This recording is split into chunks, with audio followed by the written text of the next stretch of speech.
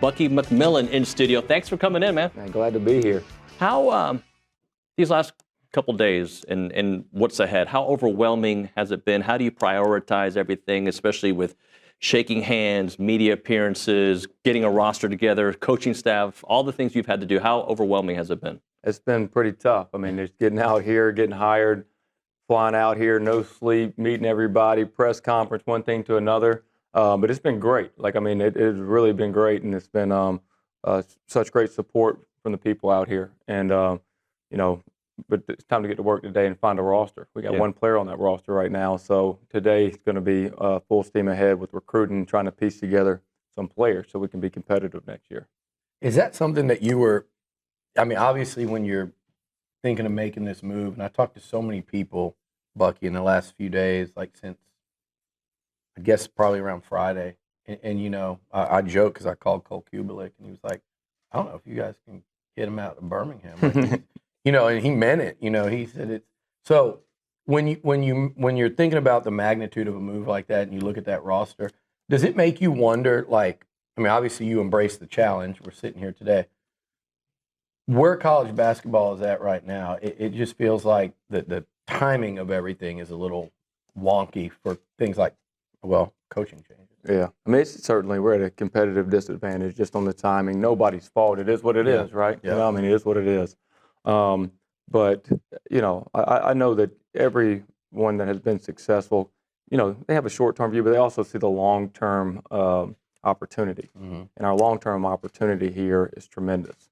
So, this is strange because just the nature of the transfer portal, the nature of this house settlement, that a lot of the players were trying to get in the portal before this case was settled so that they could make as much have as many NIL opportunities as possible. Yeah. So everyone's trying to get signed before April the 7th. Exactly. It was yesterday. Yeah. So, I mentioned this to someone. This is kind of like, taking a job in August with one player on the roster. Mm-hmm. It's kind of where we are. Yeah. But, we're going to make up ground here, and we're going to try to make up ground quickly. But you ask about this opportunity, this was a no-brainer because, we're going to fight as hard as we can to piece together this roster. But, in a year, 2 years from now, there's no reason we can't be at the top of this league. And this is the best league in the country. And guess what? Next year, if we can piece together a roster, they can go in that league and fight. All you got to do is get in that NCAA tournament. A lot of teams from this league are going in there. And by the end of next year, if you're in that NCAA tournament, you have your own path forward to try to make it a deep run. I saw one this year out of Fayetteville that, if I remember right, was 0-5 in the league and probably a minute or a possession away from Elite Eight. So you obviously, and this is part of the conversations, is everyone was like, he's an SEC coach. It was just until the right job came along. Was that always something that you kind of thought, like, potentially for your future, looking around the league? And then being in Birmingham, I'm sure you've had a real close, you've got your finger on the pulse of the conference right now. The style of play, when I was in Nashville last month and watching y'all's highlights, looking at the numbers, hearing you talk, seems like a really nice fit into today's SEC. Yeah. Is that something you see? Well, I grew up in SEC country, obviously. We were talking football just a second ago. Yeah. I'm from Alabama. I watch all the games, basketball, football, baseball, I watch it all. And the SEC was always the league to be in for football, but now it's also the league to be in for basketball. We obviously know what it is in baseball. We see where this is. And you saw last night, obviously, SEC team playing for a national championship. And, you saw how many were in the Final Four. Yeah. You saw how many were advancing to the Sweet 16. And but stylistically, I think everybody's understanding that the game's meant to be played with as many possessions as possible and up-tempo. Yeah. And in the SEC, I think fans like to rally around something that doesn't just win, but that's entertaining. And that's our job, to put a product on the floor that can do both. And that's what we're going to do here. Yeah. I think that struck a real chord with Aggies yesterday, just in terms of that exciting basketball, but also it seems like you're meshing style and substance with the fearlessness and the way you guys are going to press. Is it fair to say it's an attacking style of basketball on both ends? Yeah, I mentioned this, I think, the other day. Can't remember if it was in the press conference or whatnot, but this will relate to the 12th man and Aggie Nation here. I was in Bryant-Denny Stadium, because I'm from Alabama, when Johnny Manziel rolled up in there and gave it to Alabama, Yep. And it wasn't that they just won that game, but it was that they came in there and they attacked. Yep. And they were on the road. It didn't matter. 20-0. Bang. They were fearless. And that stuck with me. Really? Like, I'm telling you, like, when I look back at games and I think of A&M, that game, like, stuck with me. Yeah. And, so think about what that means to a university. Like, when people in Alabama, after that game, when they thought of A&M, they thought of a fearless university, with gunslingers, Yeah. And so my point being, our basketball program in football terms will be that same style. Yeah. That win, lose, or draw, we're going to go at teams. We're going to be aggressive. We're going to play extremely hard, and we're going to play with a lot of confidence. And I mean, I've coached games in the past with our teams where, hey, we might have even lost, and someone came up to me 3 days later and said, "That was a great game." Yeah. So we didn't win. He said, "Oh, I thought we won," because they were so proud of how hard the guys competed and how they attacked. And that's going to be what we do right here. When did that begin with you? And I know you credited people along the way yesterday. Was that you as a young player, or was that did that happen somewhere along the way with someone you played for or worked for? Good question. So when I grew up playing basketball, when I was in high school, they thought that you kind of had to play slow down basketball, play in the 30s. Yeah. And I played for a great coach who liked to play slower. Great coach. But I said, man, if I were a coach, we're going to let it rip. We're going to get up and down. We're going to find the most fun way to win. Yeah.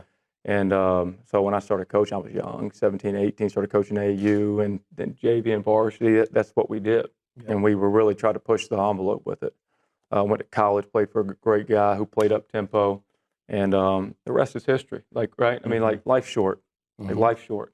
And I just don't want to live that way in fear. Like, we're going to go, we're going to attack. And, I think it's the best way to win. I want Nuno to ask, because I know he's going to have some good questions, but one thing that just popped into my head, Brad, you can probably, he's over here, Brad Marquardt, you could correct me if I'm wrong.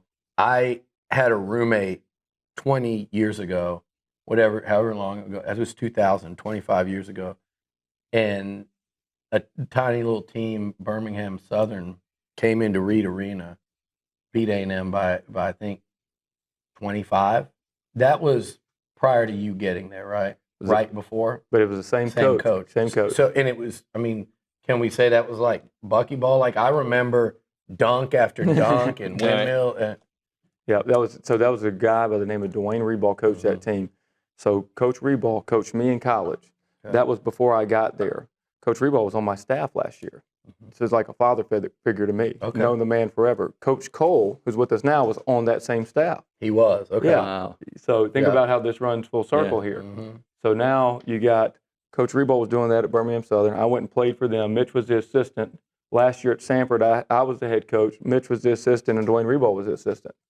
And now we got Mitch back out here. Coach Reball is older. I was texting with him this morning. Say, hey, man. You were a little younger. Hey, I said, hey, man. Lots of good spots out here if you want to come make a run, So he hasn't responded back yet, so I think he's thinking right now. But anyway, same system, same people. And along those lines, Warren was telling me one of the most memorable moments in Aggie basketball history had a little glimpse of what we're about to see in terms of against Northern Iowa and Mitch Cole and that press that caused them so many problems in that final minute. Yeah, that was remarkable. You remember that? Right. Yeah, heck yeah. I mean, that was well, we're just going to play that the whole game. Yeah. So, I mean, that's just what we do. And, I mean, there's certain things like, some games we always going to pick up. Some games we trap. Some games we don't trap as much. You got to, kind of read who you're playing and how they like to play and be able to turn the gas on and off, right? But we're going to play attacking basketball on both ends, but we're going to play with discipline. Right, that's the difference. Like, when you watch Hurry Up, No Huddle come into the SEC, it kind of took everyone off guard. Everyone said, no, you got to run the power I, and it's got to be, 3 yards in a cloud of dust. You can't do this. And then all of a sudden they brought it into the league and everyone was spinning in circles. But there was a lot of discipline to it.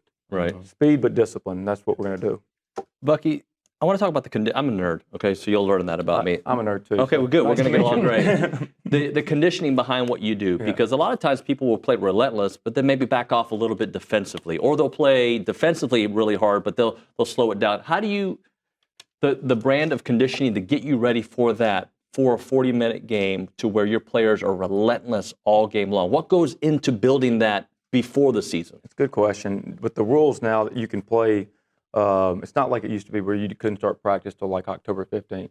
Now you have a certain amount of hours per week when you play pickup, and you can have the team for a allotted amount of hours. So you get to be with them earlier. But we play how we play all the time. Like if we play pickup, we play how we play. And so they get used to playing the way that we're going to play. And so our conditioning, it's difficult, that's for sure. That's more for mental more than anything. You know how that is. Like you kind of got to go through things in basketball and sports, just like life. They're challenging. You don't think you can do it, and you do it. Now you know the next time you're in that spot, you can get through adversity. But in terms of getting our guys in basketball shape, we've never had to condition once the season starts. We never do it because our practice is that. If there was anything different with our practice than most, I would say, it's just everything's competition, right? And we're going to play the exact way we play in everything that we do. One of the things that caught my attention yesterday was that you've done everything, right? You've from the popcorn, and Billy started this company in the back of his truck, right? Like the back seat. And a newsletter, and look at this, right? You've done that every step, right? So to me, the greats, you have to have an understanding for all parts of the program. How has that kind of molded the way you coach? Well, I would just say, like I would say this to the people out here that I will get to know. I think that sometimes coaches feel like they cured cancer or something. Like, meaning, like, we're just regular guys. And I mean, 6 years ago, I was the bus driver, right? So I'm so appreciative to be here. I'm never going to change in thinking I'm more important than you are. And so we're going to have a great relationship with everyone out here because you have just as much ownership in this and have been here longer than me, and you do too. And you got people that are part of the 12th man that are 90 years old and have lived every second of this. So we just need to rally together. And I want everyone to, I'm glad that I get to be a part of y'all's program, not the other way around. I'm just glad that I get to be a part of what y'all got going on out here. And with everybody, like, we're going to have so much fun. And this is the start of this program. And sure, you start a program with one player. But, like, it's more fun when we start here and then where we're going, when we look back here with all the people that started with us and stuck with it. Right. And when we're winning championships, we're going to remember these moments like this, how it all started. And it's going to be that much more rewarding. Oh, yeah. Bucky, I appreciate you coming in. Thank you so much. I know it's crazy busy for you, but you made a few minutes for us. We thank you very much. Thank y'all. Appreciate y'all. you. Yeah, appreciate y'all. Yeah, Bucky McMillan. We'll get Johnny and Mike Evans in there. Y'all, you can let them have a little dunk contest. I know when they come in town, they're going to be reaching out to you guys and asking for the code to get in there for sure. Well, tell them that we got plenty of scholarships. I'll give each one of them 2 scholarships. Thank you very much. Thank y'all.